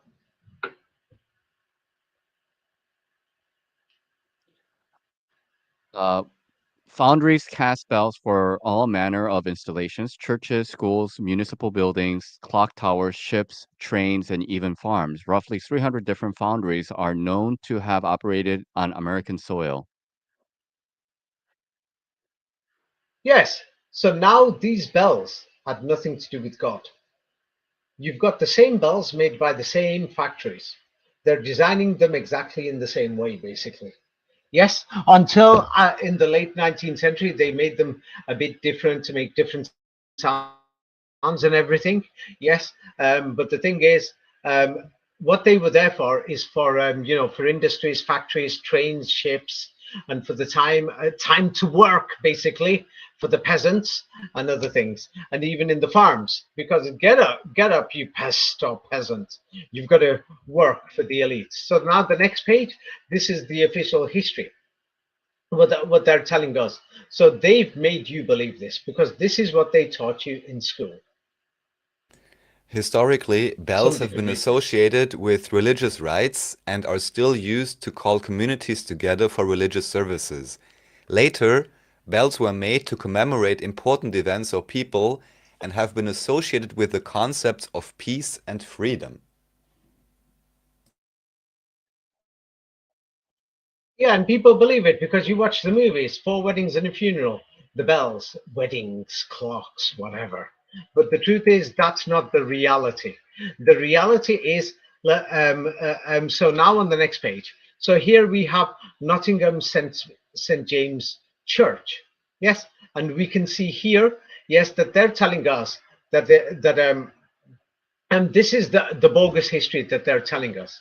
And you cannot even verify it. So they tell us a single bell was placed in this church here. It looks very Gothic. Yes. And it was placed in the tower in 1791. That's what they will say. Yes. And so somebody could read the first sentence. Yes, it says a single bell was housed in the tower. It was originally cast by Heatherleys in 1791 for use in a cotton mill owned by Henry Green, located in a nearby broad marsh. It was purchased for the sum of £20 and referred to as Cotton Tom. The inscription on the bell read, G. Heatherley Not Yes. Facet, 1791. Should I continue?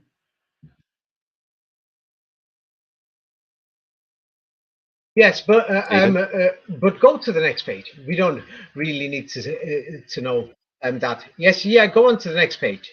Yeah, so the church bell was demolished. Yes, basically, but we could see the church here. Looks very Gothic. It looks like a church. We don't even know the full history. All we know is that all we know is that they've given a fraudulent history, and the bell, which was used for the church, was actually used for an industrial cotton mill. Now, why were cotton mills using bells? And who said this was a church in the first place? You see, and what they're telling us is that the St James's Church was demolished. The bell was removed, recast, and installed into St Matthew's Church in Talbot Street, Nottingham. In 1956, that church was also closed and demolished, but the bell was transferred to the new St Matthew's Church in Bestwood, Nottingham. So we could see these bells have been used. So now in the next page, yeah, people can check this history themselves. So the bell was used for an industrial cotton mill. Yes, that's what it was originally used for. When the bell was no longer needed, and the building, a building which they're claiming was a church, yes, which we don't know, and these buildings, bogus history, built here, demolished there, this, that, it's confusing. But the reality of the bells, go on to the next page. Yes, throughout the entire 19th century and early 20th century, throughout the world, the next page will tell you the final truth, what these bells were used for. Somebody could read this. Bells announced meal times and rang to start and end work shifts. Factory workers might begin their days at 4:30 a.m. with the first dawn bell, and a curfew bell would signal when workers were expected to go to bed. This is from Smithsonian Magazine. Well, what were these bells known as? Title. Here it says Hell's Bells. Hell's bell. Yes, that's why they called it bell, because from the old Hebrew, Baal, or from the old Arabic, Ibal, Ibals, or Iblis. Yes, how the Muslims say. So it was like the bells of Satan. That's what they were. Yes, and go on the next page. So let's look at these, cathedrals. Like here is for the people who are telling lies. Here is a picture. Enlarge this picture. This is just a cotton mill, but they're changing the history of all these cotton mills and saying, don't you know? Yes, the big building in the background is a Gothic church, or it was the local church, and this was the church bell. No, this is the building and the complex there. It's an industrial complex. It's a cotton mill, and that was the bell of hell. And these are the things people are believing this. This is in Yorkshire, in England. People don't know this history. They just see these things and they believe it. I'd believe it, because I was brainwashed and brought up in this society. Yes, but those people who are claiming that I've done so, those people who are making these videos and they're putting posts in Tartaria groups, they're claiming to be researchers. Now, these fake researchers are telling you that these bells have got to do with free energy, the advanced technology of Tartaria. They are the liars. People should condemn these people, and they should speak out now, because it's already so late. Nobody has spoken against this. Not even a single person. I'm going to get condemned and cursed by these people. Oh God! Already I've got these evangelists and Quranists, who are trying to smell me farting, and now I don't want other people up my backside. Oh God, they're trying to block it. But don't worry, when I go to the toilet, it's going to come out all over their face. Yeah, these people. Oh, go away. Yes. So you can see, the reality is, these bells had nothing to do with God, and Christianity wasn't in Europe. They basically reinvented this Christianity. The reinvention and the modification of the Trinity is in my book, The Matrix Codes. If anybody reads that, they'll understand it. So what they did was they gave a bogus history to these places. I mean, look at this picture. Yes, wouldn't you believe that that is some classical church bell in something? Wouldn't you believe it? Yes, I would have believed it. Yeah, this history. So here, the next page, let's look at these. Let's look at these bells. So here we have on the next page is a beautiful bell, yeah, that makes all kinds of sounds and everything. So, and the thing is, let's have a look at this beautiful bell. This beautiful bell here is another one. This is another one. So what is this bell? This bell that we just looked at, what is this one for? Not the Yorkshire one. This is something else. This also says a cotton mill bell. Yes. I mean, so you could read it. Yeah, very fast. James Joy. Yeah.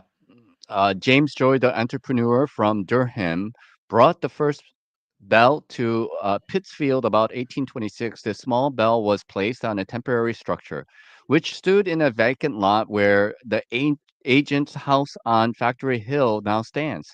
It was used to call together the workmen who were then building the woolen factory. The five-story wooden structure burned within a few months of its completion, probably the result of arson. Basically, And the you've got the following year, message. Yes. So now yes. everyone's yes. Next page. The next page. The next page. Well, basically, we've understood. Yes, that these bells were there. The orphan children are growing up. They're stealing kids, and they're forcing people to work. That's what they were. It had nothing to do with Christianity. Can you see it, Raphael? Nachiketa, can you see this, or you can't? Can you I guys see can it? kind of see Yes? it. No? You want me to read it? What about you, Raphael? No, I mean in Can terms of the yeah, have narrative. you have Well, you understood it, sure. Raphael? No, yeah, I understood. I understand what you mean. That at the, I'll just put it in a very neutral way. There is a competing narrative in terms of many of these bells not being old, but actually, just like here being It's like in for a the cotton mill, 1980s and basically. 1970s. Yeah, it's like today you've got your mobile phones to wake you up. Before that, we had these small clocks or clock alarms and everything, electronic ones in the 1990s. Before that, there was these manual clocks in the 1980s and 70s. Yeah, before the 1960s, you had these alleged church bells.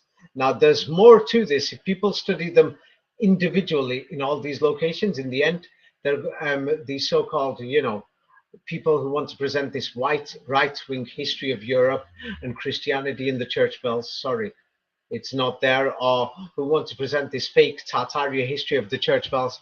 Sorry, it's all just a joke. So the cotton mill bell, and in this picture, if people read this in their own time, yes.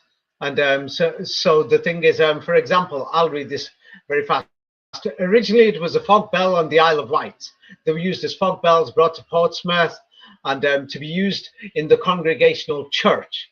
So, and then it was known as the bell or the instrument of Satan, because nobody liked the bells, because the bells were basically the slavery bells for the children that they were kidnapping from the naked people in the villages who were outside the city walls as the walls grew and broke. So basically, these were the bells of Satan, and this was used in a cotton mill. Yes, and so the bell was removed. So in the last paragraph, the 924-pound bell remained in Pittsfield until 1949 when the cotton mill closed and it was removed to Exeter. In 2003, it was donated to the Pittsfield Historical Society. Yes, but so the thing is, that's the history of these bells. And so here, let's have a look. So there is many factories that are still there today. And many of these factories, yeah, they've modified them to look like countryside houses.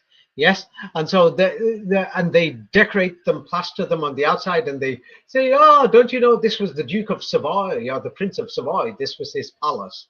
And they'll put, and so this is Quarry Bank Mill, and there's bells there, bell towers, and other things. So here, the next page, we could see Portland Head, fog bell. So these things had nothing to do with religion. You see, it had nothing to do with religion, but unfortunately, many people think so. And so now on the next page, yeah, what we could see is that what they will say is during the First World War, up to about 40% of Germany's bells were lost. But many of these bells were not from churches. They were not from churches. So get over it. Get over it, trying to push your agenda and make people believe that it's a conspiracy against Christianity. They were in many of these factories and these mills and other places. Yes, so they were used to be melted down for guns and for shells because they were genuine battles. So now here on the next page, here we have a brass bell. Many of these were for industrial purposes. So the next page shows the vintage heavy brass bell. The page after that shows a steam locomotive bell, on the trains, not just the trains, but when the horses and the carriages went, if they had industrial goods, for people to move out of the way, because the horses, you can't stop them. So they had all kinds of bells, you see. But unfortunately, many people will think that it was something else. The next page shows the locomotive bell again also. And then the next page after that, I'll read it out. And as for the steam whistles, they were inevitable since the first whistling tea kettle. And these high-powered steam machines gave a loud roar when the high-pressure steam valve had been released into a steam bell. This is important about the steam bell. And then into a whistle by the operator. So now many of these factories, they had towers. That's why these churches have towers. And they had bells on the top. And many of these churches, yes, what they had at the bottom, they had the water reservoir. Now, Nachiketa has not read this, but Raphael, you've read my book, Jerusalem is in Europe, which shows in Constantinople these reservoirs, and at the bottom of these are the churches. Now, are you beginning to see why they had these towers there and the steam bell, not an free energy bell? Can you see it now, Raphael, or you can't? What is going on? Yes, as you're warming the water, and the water is distributed to warm these star-fought cities.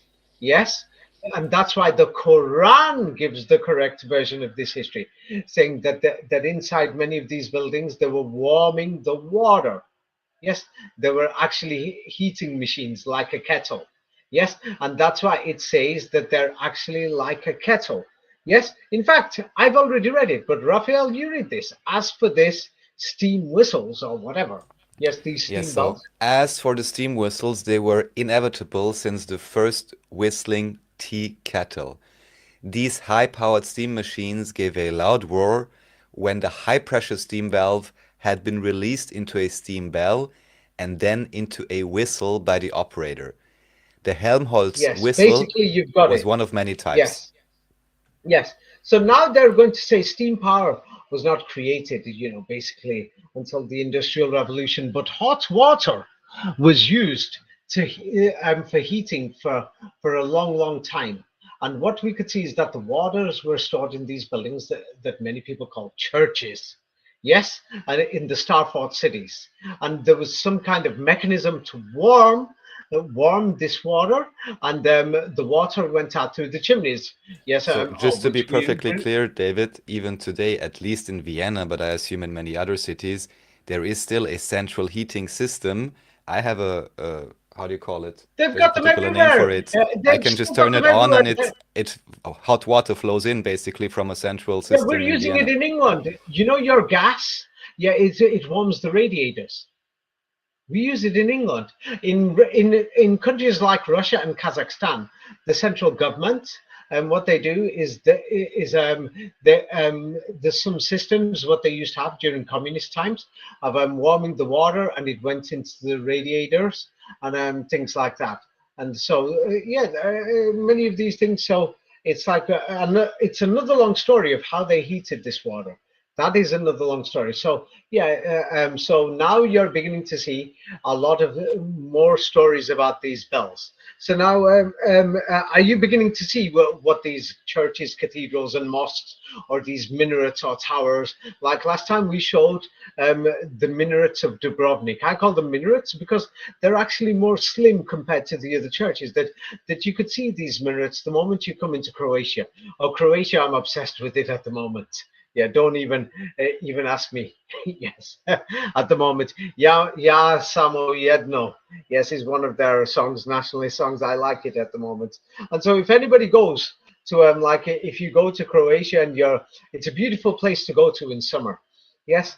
Unfortunately, Zagreb, the young people have left, and the entire system there of the current how they've developed it in the new world order is like if you went to Ben Joseph Jalali Square there, it's a failure, and things like this for a city, and it's depopulating. But if you went to Split, it's amazing in Split. I like the names.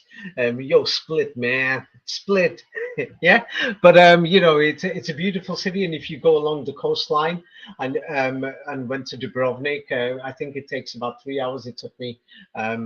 They take you, and you could see all these churches along the way, and they've still kept the tradition of the slim tower of the churches, basically that looks like a minaret. Yes, and with the bell at the top.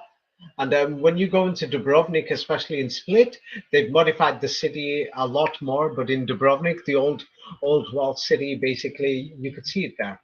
And so basically, these churches and cathedrals had nothing to do with free energy. And even the layout and the architecture of when you look at the rib arches and where the machinery goes in, the huge doors. Yes, and then when you warm the water, and then there's a chimney, what you're going to say, the church tower. Yeah, it Well, all makes David, you have sense. shown places in England at least where in the interior it looks pretty nice, but still it's officially like a water pumping station or whatever. So you've shown examples of this, them being Uh, industrial We buildings. did videos of this before, but my book Jerusalem is in Europe shows at the bottom of these churches, and we did videos. It's like maybe I'll write a full book on this to show how the mechanism actually worked. But a lot of it is in my book Jerusalem is in Europe, of the fraud of what they call Temple Mount in Israel, or the Palestinians call Al Quds, Haram al Sharif in Palestine. Yes, even though they don't realize the word Palestine was used by the Zionists, and it came from the word Polishstein. Yes, and it's been given an invented history. Yes, and the thing is, the thing is, both sides are fighting for the same thing. And next time we'll go through it of the anti-Zionists, or maybe some other time we'll go through the history of the anti-Zionists of how they spread the Quran into countries like Pakistan and India and Bangladesh. And what they did was because they were, it's because the more followers you have in these religions, and you spread the word, then the thing is, the more leverage you've got. Because if you're part of the children of Israel saying, I've got more supporters, so my choice for who's the Moshiach, or who's going to be the Mahdi, or who's going to be the ruler of the world will stay. And they're going to bring peace to the world. You see? So it's like they're fighting for this. And when the Germans declared the caliphate in World War One, oh my God, it was a global war all the way through to basically 1960 in many parts of the world. They were So still regarding the fighting. church, one thing that is a good question is they talk about steam and so on. At that time, how was the water being heated up? You can that's a different story. First, you have to understand this. People have to look at these star fought city maps. You can see the water system coming in and out. Now, when you read my book, Jerusalem is in Europe, you can see especially for Haram al Sharif in Palestine or Temple Mount in Israel, you can see where the water pumping center is, and where the sewage went out from, where the water storage was, and from the storage it went out to the fields, and how the water was distributed through viaducts into the houses. You can actually see the entire system and how it was for the farming, because that city was still a walled city 100 years ago, not even a city. Yes, that it could house maximum 10,000 people. Even for that time, that was a lot. So we can actually see this, yes, because the Middle East is behind Europe. So in Europe, they basically broke many of these walls and everything. So we can see in many of these Starfall city maps, hey, there's passages for the water channels. Many of these water channels still exist to this day in many of these villages in countryside or small villages throughout Europe. We can still see them, that there were walled starport cities, and we still have some of the plans there that they're going to say it's from the 14th, 15th century, but written in the 17th, 18th century, we've still got them. We've got them. People can check them, and you can see that it's a building that's going into the water storage center. And the water storage center has got nothing to do with praying to God or anything to do with healing. It's a place where the water comes out from to get rid of your shit or your sewage. And so what has that got to do with healing bells or whatever? What's that got to do with free energy? Come on. I've said it with that word loud, not to be offensive, but for people to wake up. Yes, because from the water storage, a major part of any city, you're going to make a city, you're going to think people are going to get diseases. Yes, especially if you're bringing these pests to do the farming. You don't want them to die. They're your slaves. Yes, so you're going to want to keep them clean. And especially you don't want your family and your friends, who are in the center of the walled cities to die. So when you're having this, plop or a shit, it's coming out. Yeah, and it's dirty and everywhere. The water comes and it takes it out. You see? Now, what has that got to do with free energy and to do with advanced healing? Well, like I or said, whatever? the open question is how this was heated up, whether this was just done with, fire or any other system, and maybe this Yes, is also and where the great, so the energy that question comes in. So Yes. now that brings into the part of the Quran, because the Quran at least tells us this story. So that means that the Quran has got some genuine history there as a historical document. So the Quran does mention some things that need further investigation. Yes, and how did they do it, and what processes they used? That is what people should be investigating instead of being superstitious, looking at redecorated churches. By the way, it is a well-known fact that many of these industrial buildings were redecorated as churches, or all the cathedrals and everything were redecorated in a systematic fashion. It was systematic in the late 19th century and early 20th century. We went through that in the video before. Do you remember the movement that started after the 1860s to redecorate churches and cathedrals and religious buildings? Yes, you've shown also the example with the Hagia Sophia, for example, that is being painted up inside. Yeah, that's a perfect one. Of course, they're going to say it was, We still didn't answer how the water was heated, but that's okay for now. I think we should really finish the last 30 pages of the presentation, no? I don't think we'll have enough time. Unfortunately, I was hoping we would, because we won't. Well, go on to the next page. We can add on half an hour, then we are through at least with this set, and we can continue with new ones next time. Now, the next page just goes through the title, the steam power, how it changed, and bells and whistles. But the thing is, they're lying and saying we've only just discovered steam power after this Sultan Muhammad took over Istanbul. It means that the people discovered steam power because this Prophet Muhammad, or Sultan Muhammad, started educating the people. You see, and he was following in the footsteps of Jesus Christ, who was another professor or a prophet. They were teachers, and a lot of the sacred geometry that Jesus Christ taught and what Sultan Muhammad taught is in my book. Yeah, Science of the Kaaba. And so if people read this, that's in page number 21. And so I'm thinking, because you could display number 21 and people can see this, and we'll have to finish off next time the rest of it, and it will have to be something else. Not there, number 21, page 21. Yeah, in the book Science of the Kaaba, that goes through the sacred geometry that shows that the Prophet Muhammad and his followers applied. And the sacred geometry is so advanced. It's so unbelievable. Page 21. Yeah, number 21. Yeah. Yeah, it takes me some time to get there. Please have a second. Yeah. So if anybody goes through that, and the thing is, I'm not joking, it's so advanced, it's unbelievable. It doesn't mean it's from God. It doesn't mean it's from God. It doesn't mean steam power came from God. Yeah, it doesn't mean you came from God. But whoever or whatever the creator is, yes, so if you want to be religious, you could say everything came from God. Yeah, my neighbor came from God. My computer came from God. Yes, the minerals came from God. You can say all these things. Yes, and the thing is, have you found page 21 yet? Yes, 21.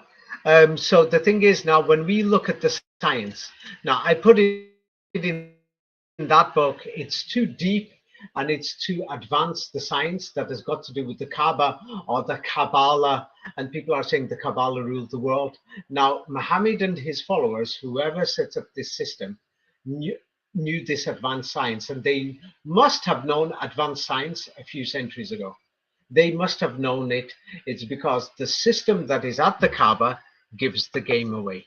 It gives the exact game away, because there is no way they could have known that astronomy, those people who are in the deserts over there, and that gives the game away. And that's why we know that when we look at churches and cathedrals, that they use this simple geometry, this simple sacred geometry, yes, of how to construct these buildings and to do with the energy. And now the next question you've asked, which is even further, what mechanisms were they using to heat and this water? That's what people should be investigating. So you're right, it's a very important question, Raphael. It's an utmost important question. Yes, what mechanisms they were using. So that's what people should be doing. But of course, we've got these fake researchers who are making fake posts saying, hey, please read my post, please, techno-tech, Tartarian technology. And they're making videos. They've got thousands of followers. They've got people reading their articles, whatever they're publishing, and they're making money, people donating to them on PayPal. They're all scammers and liars. They've just invented stories, and many people are continuing the story just to take your money, just to get your attention. Now, the thing is, Raphael Nachiketa, if you think that if you still believe that these bells that were on the trains, that they had to do with free energy, the same bell that's on the train, the same bell that's in the factory, is in the church, that was later used in church. And you need an entire industry. Same like, how are you going to make mobile phones in the 1970s or the 1960s? You've got to have the factories ready. You need all the workers ready. Yes or no? Yeah, you think like a businessman here right now.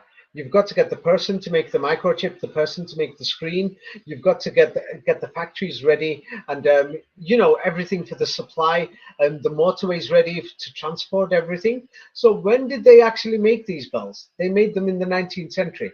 The entire industry started after the 1700s for the number of bells, for the number of churches that they're telling us. You see? So that's when it became widespread and everything, and many of them aren't even churches. Some of these towers were watch posts for for these factories, and these big doors bringing the machineries, bringing the goods in and out.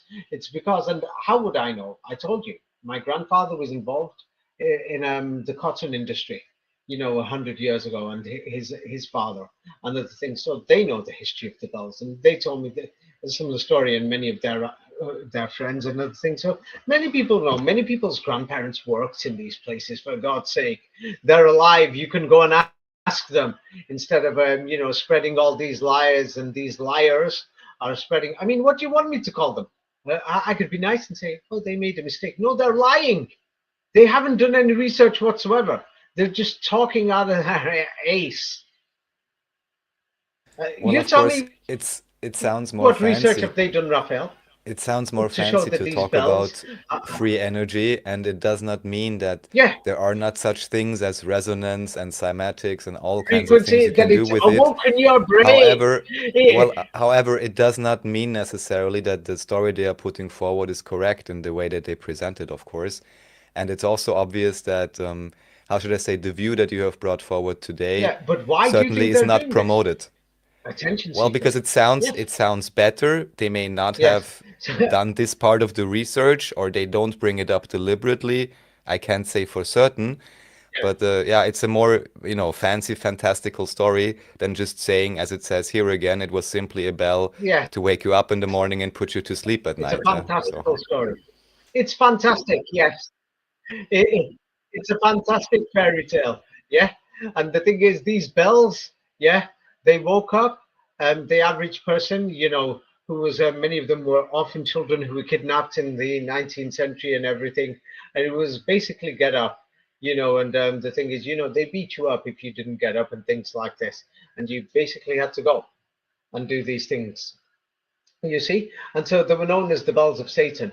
And so now the opposition, which is Islam, which is the opposition to Christianity, the Muslims have preserved this history, and they've kept this history orally, and they've said that these bells were used basically by evil people for slavery and other things in the 19th century, and they too called them the bells of Satan. And so when they started putting these bells in churches and remodifying the history and said, "Don't you know it's been done for centuries? It was for to call people to God," and these things. And so the Muslims in the other side of the world have been saying, and they've passed on this oral history. Oh, it's just a bunch of lies, liars. So the official history is a lie. They're lying, one. And two, these Tartarian advanced technology people, they're lying out of their ace too.